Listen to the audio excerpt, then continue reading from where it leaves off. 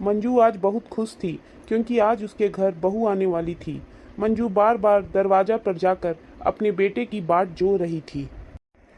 उसकी बेटी उसको शांत कराते हुए कहती है, माँ, तुम चुपचाप से अब बैठ जाओ, नहीं तो थक जाओगी।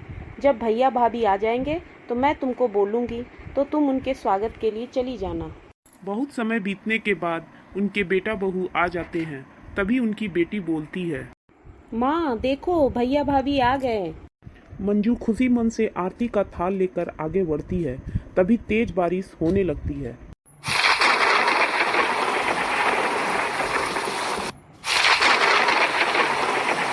मंजू खुश होकर बोलती है, बहू, तेरे कदम बहुत शुभ हैं। तेरे आते ही इस साल की पहली बारिश हो गई। सब कार्यक्रम समाप्त हो जाने पर मंजू कभी आसमान तो कभी अपने घर को देख रही थी। उसको ऐसे उदास देखकर उसके बेटा बहू उसके पास आते हैं और पूछते हैं, क्या हुआ माँ, बड़ी चिंता में लग रही हो? अरे बेटा, तू तो जानता है, अगर ऐसे ही बारिश होते रही तो हमारे घर के छत टपकने लगेंगे, फिर हम लोग सोएंगे कैसे? माँ जी, आप चिंता मत करिए, सब अच्छा ही होगा। चलिए आप खाना खाकर सो जाइए, बाकी हम लोग देख लेंगे। बहू के ऐसे वचन सुनकर सास बहुत खुश हो जाती है और बोलती है, खुश रहो मेरे बच्चों, खुश रहो।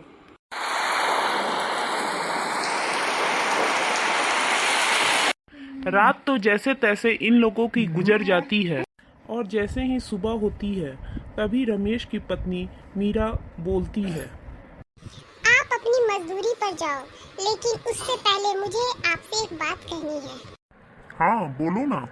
हमारे घर की आर्थिक स्थिति अच्छी नहीं है, इसीलिए मैं चाहती हूँ कि मैं भी कुछ काम करूँ। मुझे चूड़ी बनाने आती है और मैं वही काम करना चाहती हूँ, अगर तुम्हारी और माँ जी की मर्जी हो तो। दरवाजे पर खड़ी जो उनकी सास उन लोगों की बातें सुन रही थी वो अंदर आकर बोलती है, बहू, मुझे माफ कर दे, मैं तुम दोनों की बातें सुन ली हूँ। बहू, अगर तुम काम करना चाहती हो तो तुम करो, मैं और तुम्हारी ननद भी इस काम में तुम्हारा सहयोग करूँगी। यह सुनकर उसकी बहू बहुत खुश हो जाती है। ठीक है, मैं भी जाके आता हूँ, तुम लोग अपना अपना काम अच्छे से करना। जाओ तुम लोग दोनों बाजार में चूड़ियाँ बेच के आओ, घर की चिंता मत करना, मैं यहाँ के सब काम संभाल लूंगी। ठीक है माँ जी, हम लोग जाते हैं, लेकिन आप ज्यादा परेशान मत होइएगा। चूड़ी ले लो बहनों, मजबूत टिकाऊ चूड़ी ले लो, सुंदर सुंदर चूड़ियाँ ले लो। अरे चूड़ियाँ तो देखने में बहुत ही सुंदर है। हाँ हाँ लीजिए ना बहन जी, बहुत ही टिकाऊ भी है। अरे मुझे भी दिखाओ। हाँ बहन जी, आप भी लीजिए ना। ये घर की बनी हुई चूड़ियाँ हैं, बहुत ही मजबूत और टिकाऊ है, आप लोग लीजिए ना। अभी हमारी सारी चूड़ियाँ तो जल्दी ही बिक गई। हाँ चलो घर चलते हैं, घर में भी काफी काम पड़ा हुआ है। अरे तुम लोग तो बड़ी जल्दी आ गई। हाँ माँ, आज हाथों हाथ चूड़ियाँ बिक गई। चलो अच्छा है। अरे वाह, तुम लोग बहुत खुश दिखाई दे रहे हो। हाँ भैया, खुशी की तो बात ही है, आज हमारी चूड़ियाँ हाथों हाथ बिक गई। और कल के लिए बहुत भारी डिमांड भी है। मैं तो कहती हूँ भैया, तुम भी हमारे कामों में लग जाओ, छोड़ो ये मजदूरी। हाँ बेटा, मैं भी सोच रही थी, जब इस काम में इतना मुनाफा हो रहा है तो क्यों न सब कोई मिलकर एक ही काम को आगे बढ़ाएं।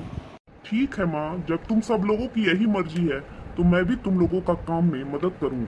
इस तरह इन लोगों की मेहनत रंग लाती है और इनकी चूड़ियों की डिमांड बाजार में बहुत ज्यादा बढ़ जाती है। दिनों दिन तरक्की होने से इन लोग अपने पुराने घर को छोड़कर एक बड़े बंगले में शिफ्ट हो जाते हैं। इस कहानी से हमें यह सीख मिलती है कि अगर मन में लगन और परिवार का साथ हो तो नामुमकिन भी मुमकिन हो जाता है।